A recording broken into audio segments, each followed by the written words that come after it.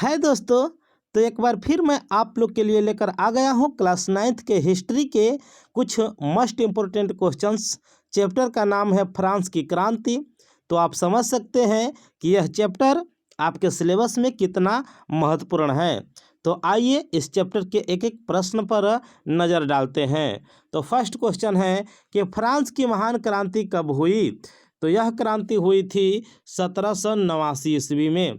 Question number second है कि France की राजगद्दी पर लुई 16वां कब बैठा। तो 1774 ईस्वी में। लुई 16वां किस वंश का शासक था। लुई 16वां किस वंश का शासक था। तो यह बुर्बो वंश का शासक था। यह एक फिजूल खर्ची निरंकुश अयोग्य शासक था। क्वेश्चन नंबर 4 है कि लुई 16वां के पत्नी का क्या नाम था। तो लुई 16वां के पत्नी का नाम था मेरी अंतोनेट। यह ऑस्ट्रिया की राजकुमारी थी। क्वेश्चन नंबर 5 कह रहा है कि राजमहल में लगभग कितने ऐसे कर्मचारी थे जो काम कम करते थे पर वेतन लेते थे। तो लुई 16वां के राजमहल में ऐसे 15,000 कर्मचारी थे जो बिना काम किए वेतन लेते थे। क्वेश्चन नंबर 6 कह रहा है कि कुल राजस्व का कितना प्रतिशत इनके ऊपर व्यय होता था।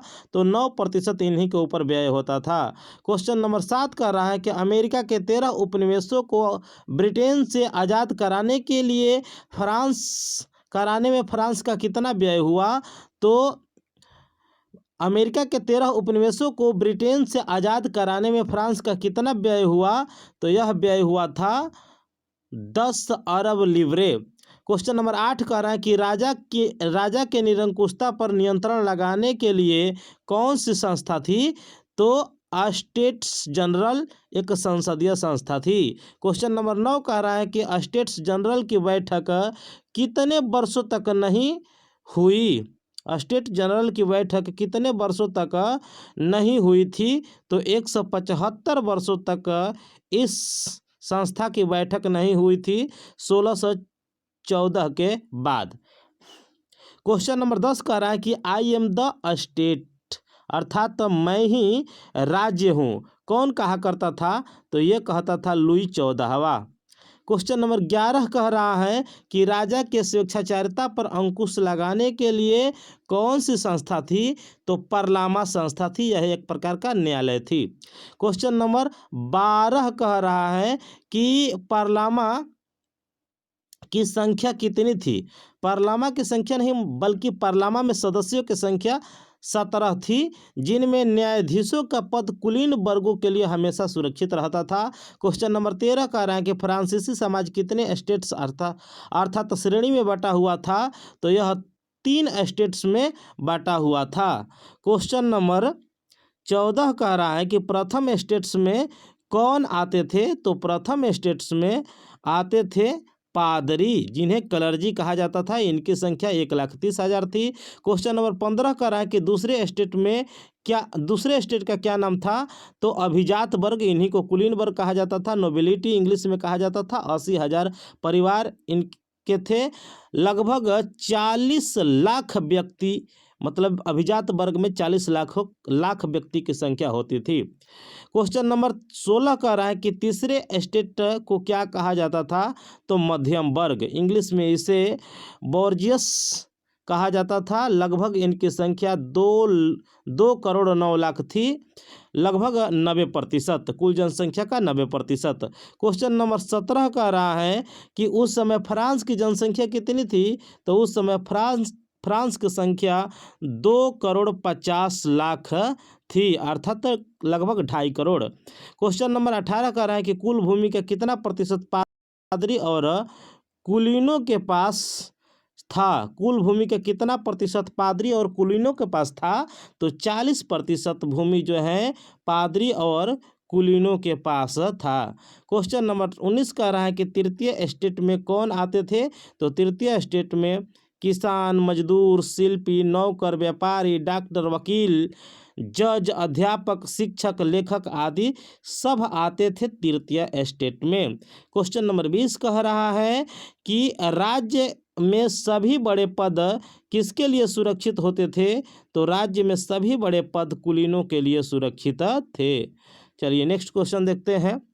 नोट्स में लिखा है कि the nobles fight, the clergy pray and the people pay, अर्थात कुलीन लड़ते थे, पुजारी पूजा करते थे और जनसाधारण उनका खर्च जुटाते थे।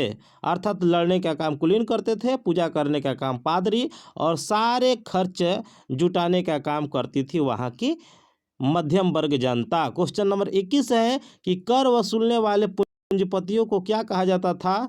तो टैक्स फार्मर। ये 5 से 6 बरस के बाद जो है गाँवों में आते थे।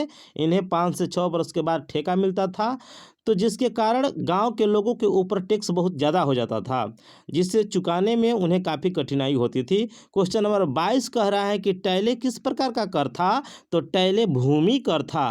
क्वेश्चन नंबर 23 कह रहा है कि धार्मिक कर को क्या कहा जाता था? तो धार्मिक कर का नाम था टीथे। टीथे जो था एक तरह के धार्मिक कर था। चलिए, क्वेश्चन नंबर 24 कह रहा है कि सेना में निम्न पद पर किसकी नियुक्ति होती थी? तो मध्यम वर्ग वालों की सेना में निम्न पद पर नियुक्ति होती थी। क्वेश्चन नंबर 25 कह रहा है कि फ्रांस का राजधर्म क्या था? तो कैथोलिक फ्रांस का राजधर्म था। क्वेश्चन नंबर 26 कह रहा है कि लेटर्स द कैचेट क्या था? तो यह एक तरह से गिरफ्तारी वारंट था, जो बिना किसी को संदेह के आधार पर किसी को गिरफ्तार कर लिया जाता था। अर्थात पादरियों और कुलीनों के द्वारा मध्यम वर्ग के किसी भी व्यक्ति को केवल संदेह के आधार पर उन्हें गिरफ्तार करने का अधिकार था। क्वेश्चन नंबर 27 कह रहा है कि देश भर में लगभग कितने कानून लागू थे? तो देश भर में लगभग 400 से अधिक कानून लागू थे। विधि की आत्मा किसकी रचना है? तो विधि की आत्मा रचना है मॉन्टेस्क्यू की। विधि की आत्मा में किसके बारे में वर्णन किया गया है? तो इसमें मॉन्टेस्क्यू ने शक्ति पृथक्करण सिद्धांत का वर्णन किया है। अर्थात सरकार के तीनों अंगों कार्यपालिका, विधायिका और न्यायपालिका का वर्णन किया है। क्वेश्चन नंबर 30 कह रहा है कि रूसो की रचना है? तो रूसो की रचना है सामाजिक संविदा, अर्थात social contract. Wait for part 2। इस पार्ट में हम लोग केवल 30 क्वेश्चन देखें, अगले पार्ट में इस चैप्टर के सारे क्वेश्चन हो जाएंगे। धन्यवाद।